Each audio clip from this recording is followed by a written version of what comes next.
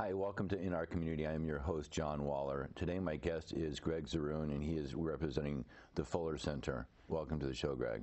Thanks. Tell us about who the Fuller Center is. Well, the Fuller Center was started by Millard Fuller, who also started Habitat for Humanity. He left Habitat for Humanity and then started the Fuller Center because he didn't believe in retirement. So this is his new project that he started with his wife. Millard was a really interesting guy. He actually started out right out of college. He started his own business and became a millionaire. And like, this is in the 60s, so it was kind of a big deal to be a millionaire at the time. Yeah. But his relationship with his wife was deteriorating, and so he sold his business and everything he owned, and him and his wife moved into a farm in Georgia and devoted themselves to God and started doing charity work. And his work in housing actually sort of started as an accident. He went on a trip to Africa and ended up doing this project where he was building sand blocks to make houses for people, where he came up with this idea, this concept of building a house and then having somebody pay for the house at a 0% loan, and then using the money that he made from selling the house to build another house. So you kind of move the money forward progressively all the time, and you can just recycle the money, basically. And so that's kind of where he got the idea for the Fuller Center for Housing and Habitat for Humanity. And so, yeah, he was a really interesting guy, and the Fuller Center is named after him. Is he still around? He is not. Unfortunately, he passed away. But his wife, Linda, is still around, and she works with Jimmy Carter a lot. Jimmy Carter still does a lot of work with the Fuller Center and with Habitat. So they still do a lot of projects together. Awesome. That's really cool. Tell me about this jersey here and this map, and Sure. What does this represent, and how did it impact your life? Okay, so in 2014, my wife and I decided to do something super crazy. And we had heard about this bike ride the Fuller Center does. They do it every single year in the summertime, and they go across the country. So we had heard about it, and we decided we were going to do it. So in 2014, I had to quit my job. My wife got time off work. But we rode our bikes from Atlantic City, New Jersey to Astoria, Oregon. And it was all for the Fuller Center for Housing, to raise awareness and money for them to help end poverty housing across the nation. It was a really cool ride, and it's really all about bringing awareness to the Fuller Center. So did you quit your job to do this Yes, ride? Yeah. Yeah. How long did it take you guys to do this? So the bike ride was about 9 weeks. We ended up being gone for like 10 weeks or something like that. But we were riding our bikes for 9 weeks. So you obviously probably weren't riding your bikes like 24/7. No, yeah. So typically what we would do is we'd have one day off. It was Sunday usually, and sometimes we'd have an extra day in the week as a day off. But we always had Sunday off to attend services. And we also had build days built in. So we had the most build days of any ride at the time, which is 9. So basically once a week we would stop somewhere and work on projects. What we would do is we'd roll into town and Literally. We'd roll into town and we'd link up with the Fuller Center in the area, and we would really just bring attention to the work that they're doing, because every Fuller Center is a little bit different. And when you get 20 or 30 people in bright orange jerseys and T-shirts outside banging on things, you really draw a lot of attention, and we'd get media out there sometimes. So are you out in the sticks? Because you're not like in the city. You're like out in the boonies or something, because you're out in rural America, right? We were in both. We were in cities and in rural parts. I mean, we rode through Philadelphia, we rode through Pittsburgh, we rode through a lot of big cities, but we also went to Pine Ridge Indian Reservation, which is about as far away from that as you can get. So we experienced all kinds of different places, but really the whole mission was to, be a big, bright orange beacon for what the Fuller Center is doing. To be the beacon on what Fuller Center is doing and Habitat for Humanity as well, yes, right? Mm-hmm. Combined. Okay. Yeah. So what typically? So So your service days to go to church and to go to service was on Sunday. Obviously, that probably wasn't your build day, right? No. Was Yeah. that a different day? Yeah. So we'd have a build day, and then sometimes it would be like we'd come in on a Friday, we'd do a build day on a Saturday, and then we'd leave on a Sunday. Sometimes the build days were in the middle of the week. It just kind of depended on where we were at the time. So, But then Sunday you wouldn't be riding. Yes. Would it be a half day right after church? Sunday was always a day off, so we had at least one day to rest. So you would build on Saturday, rest on Sunday, and pull out of Dodge on Monday. Mm-hmm. Yeah. What was the earliest you would pull out? Okay, so it was like an dark 30 thing. Yeah, I mean the earliest we woke up I think was about 4:30. The earliest we would leave is sunup, so 6-ish in the morning we would leave. So as soon as the sun came up, we'd be on the road.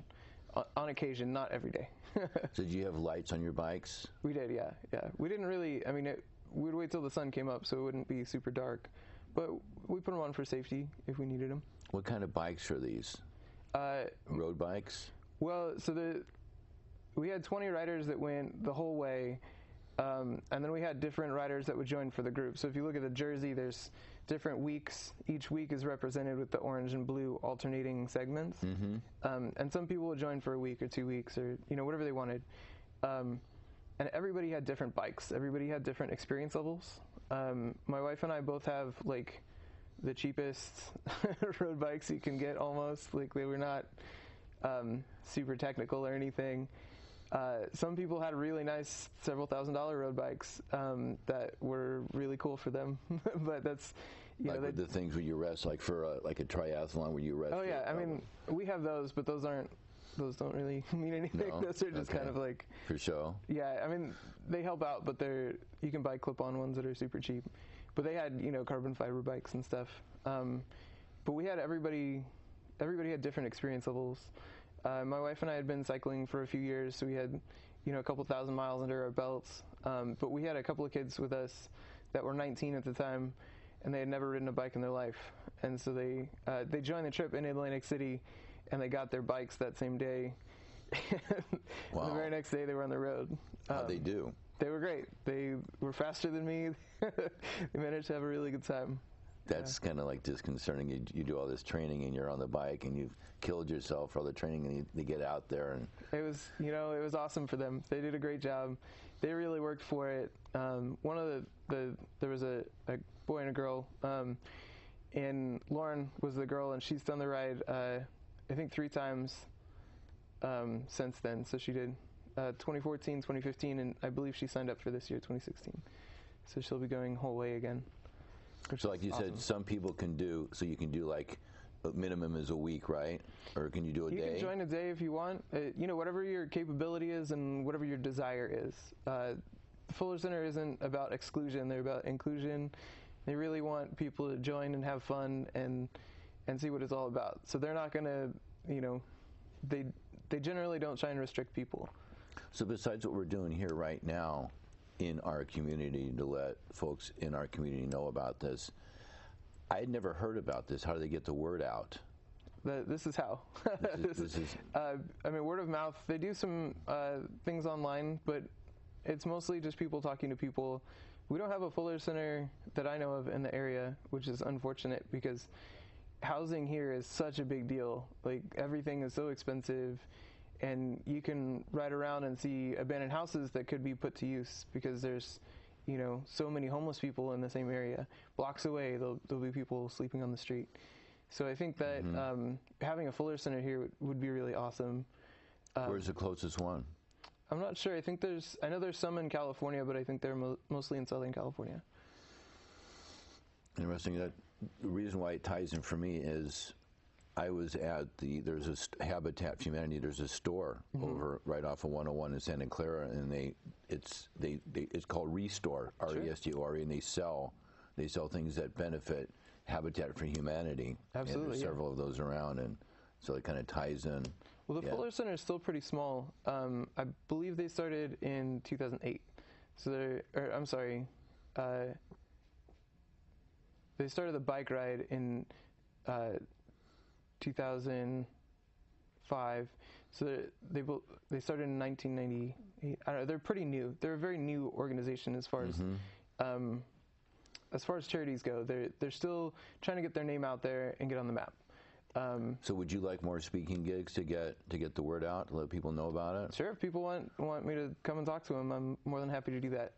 Okay. I'd love to talk about the Fuller Center. Our experience on the trip was amazing, and I think right when I got back, I told everybody I knew they should stop what they're doing and go ride their bike across the country. I love it. I think if anybody's watching today, if they're part of Rotary or Kiwanis, to get you to speak, go out there for 20 minutes and talk to a Rotary chapter, let them know about that. Super happy to talk to everybody about it, yeah. How much training would you say it would take for the average person to get ready to do this, whether it's for a day or a week?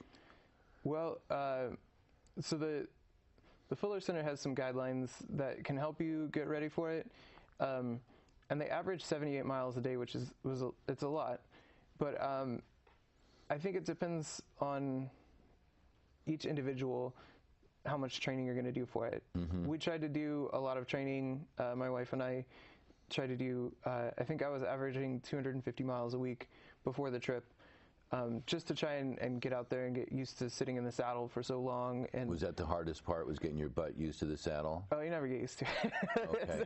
That's the thing. Okay. Yeah, that'll stick with you for a while. Okay. Yeah.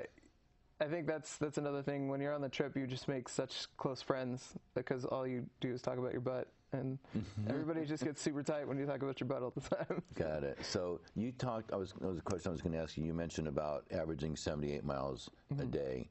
So what was the range? I know there's a lower end of that, and there's a higher end. So I think the shortest ride we did was 30 miles.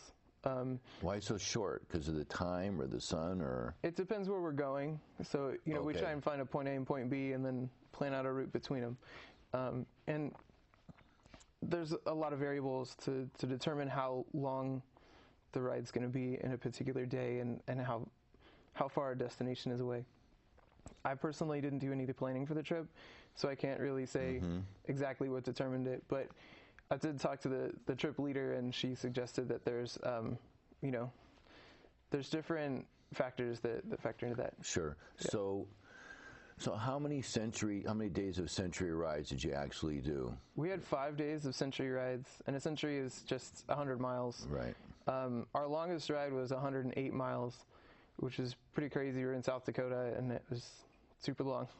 Was it hot when you were doing that? We didn't really catch too much heat until we got to Washington, and we were in eastern Washington. We had some pretty toasty days.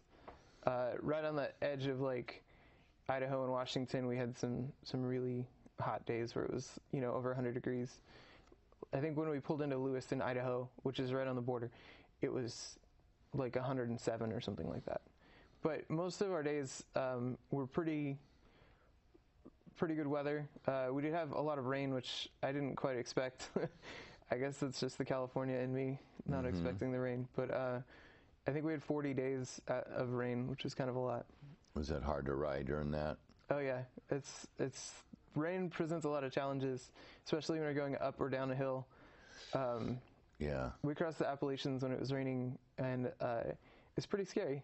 It's coming down. Yeah, some 12% grades, and you're just going 40 miles an hour and praying that you don't hit a rock because the rain's coming down and you can't see anything because it's hitting your eyes, and if you're wearing glasses, they get cloudy because it's cold. So it was really scary, but that's why it's called a bike adventure and not a bike walk in the park. I love that. What were some unexpected events besides the rain and the 12% grades that you encountered along this, as far as the ride or experiences, how it impacted you? Anytime you do anything like this, it's always going to stick with you. Absolutely. Right? So the people, I would say, and that's the riders or the people that you met. Yeah, both of those.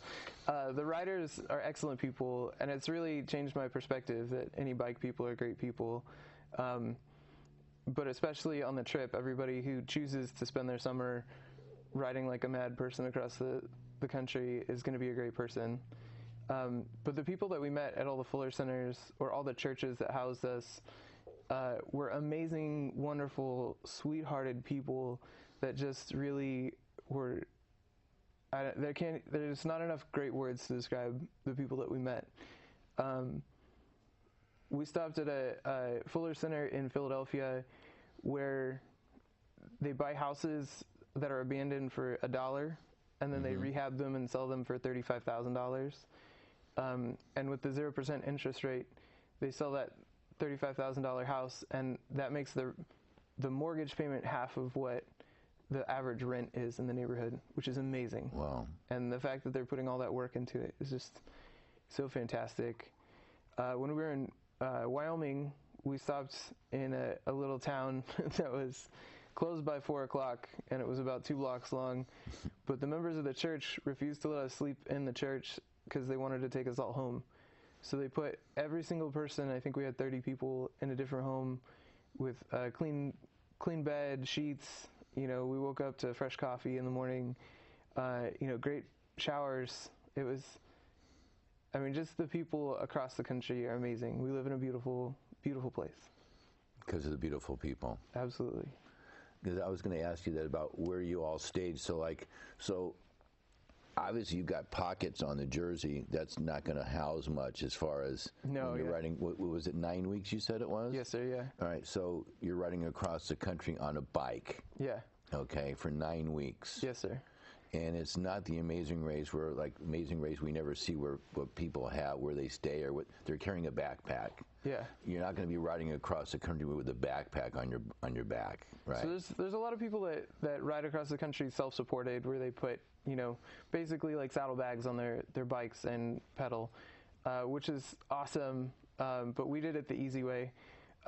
So the ride is fully supported, which means that we had a van that belongs to Fuller Center with a trailer, and the trailer housed all our gear. So everybody had a size duffel bag or suitcase, and they give you dimensions about how big it can be. And all your clothes for 9 weeks, all your bike equipment that you're not using every day has to fit in this bag, as well as a sleeping bag. So you're really restricted to the amount of things that you can bring. But that's really part of the mission, is to live simply, and that's to help other people simply live. So it was a really valuable lesson that we learned, and it really was world-changing for my wife and I. And since we got back, partially because we got kicked out of our house while we were gone, which is a whole different story, but we had a smaller apartment. We got rid of about 75% of the stuff that we own, just because we didn't need it. And no, that was after you got back? Well, we got kicked out when we were in Wyoming. And when we got back, we had to find a new place to live. So when we found a new place, it was a lot smaller. And so you downsized? Partially by necessity, we got rid of about 70-75% of our stuff. Yeah. So it's kind of like life imitating bike ride. It's just, yeah. And wow. It's been wonderful. And it's really, when you live out of a suitcase for 2 months, a duffel bag for 2 months, you really think about what is necessary for you to live and be happy. And important. Exactly. And none of it is what advertisements tell you it is. But it was really awesome. So basically what we did was we'd have the van with all our stuff in it, all our gear, and then we had a second van that was a volunteer driving.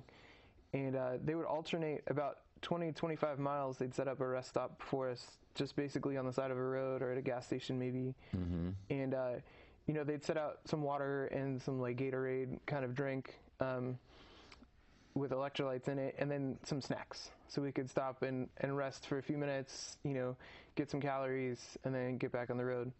And if there were any mechanical issues, they would definitely pick us up. They had bike racks, so they would just pick us up and take us if we had to. So I'm a goal-oriented guy, and a lot of people are goal-oriented animals. And so, do you know that? So at the end of 9 weeks, or number certain days or certain miles, you were done, versus just like riding on forever. You knew when you get to a certain city, this is it. We're done. We're off the bike. Did you know that, or was it just like riding on forever? Well, your mind? We definitely knew the ride was planned out ahead of time, so we knew what each day would bring ahead of time, which is nice, because then we could, we only have 2 more days until we can, take a break and walk around a little bit. But yeah, they definitely give you like a good outline of what you're going to be doing, so you can definitely prepare for it. Would you recommend this to anybody? Like, wholeheartedly say you've got to do this. It's life changing. I recommend it to everybody. I think everybody could benefit from this bike ride. Everybody could benefit just from being associated with the Fuller Center. I think they're a great organization, and they have, their goal is to end poverty housing. Their goal is to put themselves out of business, basically. And they're doing that not only by building new homes, but by rehabbing homes, which is really awesome.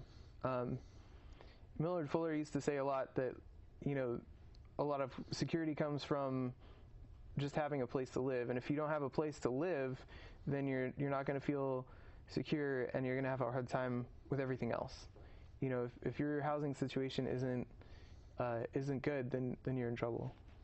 Do they do this in any other countries besides the U.S. of A.? So the Fuller Center just does bike rides in the United States for now. Okay. And they have 3 separate rides now. So they have the summer whole way ride. They have a spring ride, which is just wrapping up. And they go from Nashville to Jackson. And then they have the Silver Comet, which is in October, I believe. And that's just like a week.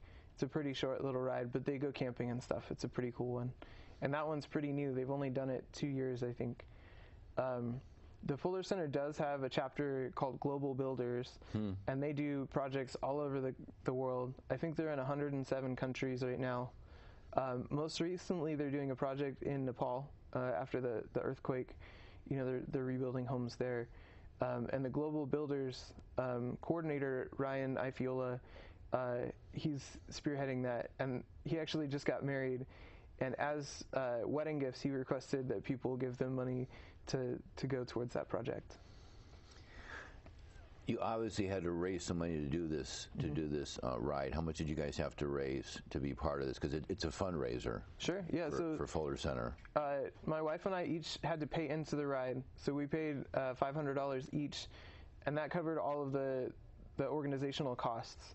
So then we fundraised on top of that.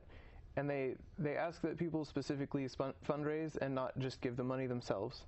And it's $1 per mile. So we rode 3,600 miles. Times 2 is $7,200. And we actually ended up raising a little bit over. I think we were close to $8,000. And all of that money that was fundraised went to the Fuller Center.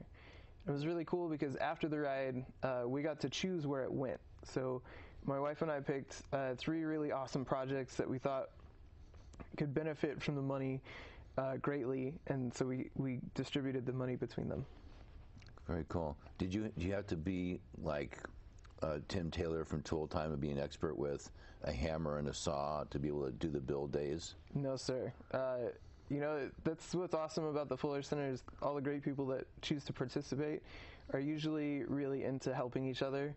So there is a goal to finish a project in a day, but if you can maybe not finish it that day but teach somebody how to do it for later, it really that's kind of where they want to go with it. So we learned a lot about installing basic electrical in a house. We did a lot of siding. Wow. And a lot of painting. There's a lot of painting. We did spackling, sheetrock. And it was all skills that I had never done before, so it was really cool to learn that and to get the experience. So JT. Yeah, you don't have to be you don't have to be Tim the Toolman Taylor. You can just go in there with no experience and learn a lot, and it's really awesome. So I just had a thought that like all the people that are learning from this, be able to pay it forward and teach other people the next ride, and is that part of it? Like having another ride and having do you have mentors from one ride, mentoring the other people on a continuing ride? Absolutely. In fact, as far as the fundraising and the riding and the building and knowing what to do. So do you have a mentor on your ride? I don't know that I would say we had a specific person that was a mentor, but we talked to a lot of people that had done the ride before, and we gained knowledge from everybody. And everybody was really awesome about, talking about their experiences. One of our favorite riders was Tom. Tom Weber rode some of the days, but him and his wife drove the second van, and they are from Colorado, so they drove from Colorado to Atlantic City and then all the way to Astoria in their personal van on their dime with their gas the whole time, and donate all that time and money to the Fuller Center. And Tom was super cool. He taught a lot of people a lot of stuff. We also had a really great guy from Anchorage, Alaska, who was a bike mechanic, who taught a lot of people how to work on their bikes. So, you know, there's a lot of basic bike maintenance that people don't learn how to do on themselves. But Mike was super patient and awesome about teaching us. Is he on every ride, or somebody like Mike on every ride? Mike has done the bike ride a couple of times, but they usually try and have somebody that's a bike mechanic that'll help out. But Mike was really great. We really enjoyed having him on the ride. Sounds like a totally life-changing experience Yes, to sir. me. Yeah, it was absolutely life-changing, eye-opening, and fantastic. And I wouldn't change it for anything. How can the folks that are watching the show get involved? What would they have to do to get involved and say, hey, I've got to go do this because, you know, I need to lose some lbs, or I need to get my butt on a bike, and this is a great way to help other people and help the planet. And Sure. Instead of buying a Prius or a Tesla and plugging your car in, this is a great way to help the planet and help other people by giving back. Yeah, I mean, fullercenter.org is their website, Okay. and it's a great resource for different opportunities. And that's everything from global builders to the bike ride to, I mean, people who watch this could find, you know, local events in their area. Yeah, I saw the website. I was looking at all the different people that have done. They talked some of the different days or weeks, or, you know, doing the full event. That was pretty cool, having the pictures on there. Yeah, and they have a great, if people are into Facebook, there's a great Bike Adventure Facebook page. And it's awesome because every day they do an update, and they have people do different blog posts every day. So they'll post a blog about, you know, everybody gets you get a different perspective every day because they choose a different writer every day to write the blog posts. So you kind of get a different viewpoint. Slant. That's pretty cool. Yeah, it's really awesome. And it's really worthwhile to read them.